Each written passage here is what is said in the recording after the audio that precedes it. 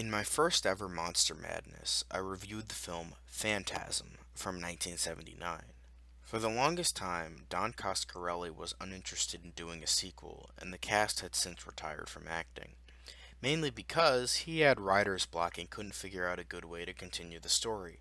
However, in the late 1980s, Coscarelli had a breakthrough and decided to have it start immediately after the first film, make it a road movie, and have it be more straightforward than its predecessor.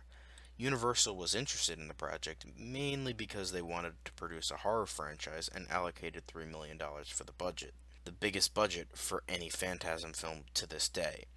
The unfortunate part is that they were very controlling over the project, forcing Coscarelli to implement various things they wanted into the project.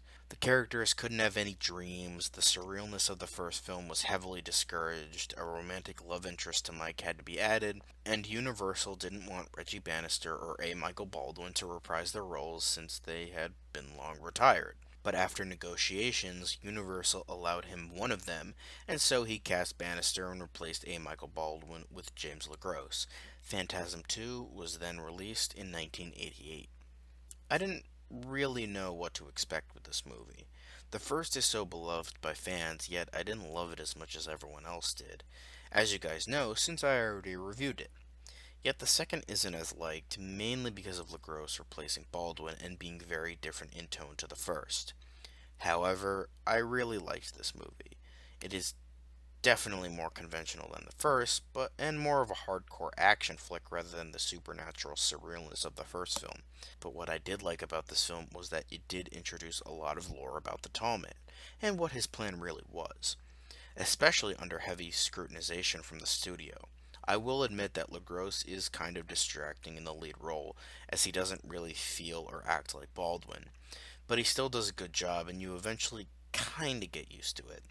It is a very simple film, so there isn't a lot to say. While there were a lot of studio mandates on the film, I think the fact that Coscarelli and crew still made a kick-ass sequel with awesome acting, really good writing, and some great action says a lot about the passion involved. Plus, the climax is easily the best part and tipped the scales in favor of this movie over the first. It does have the slow build and tension for the tall man, and the confrontation at the end of the film majorly helped it.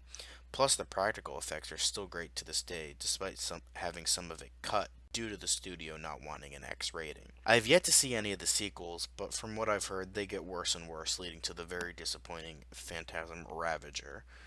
But despite that, Phantasm 2 is still a pretty killer sequel that I found to be a bit more enjoyable than the first.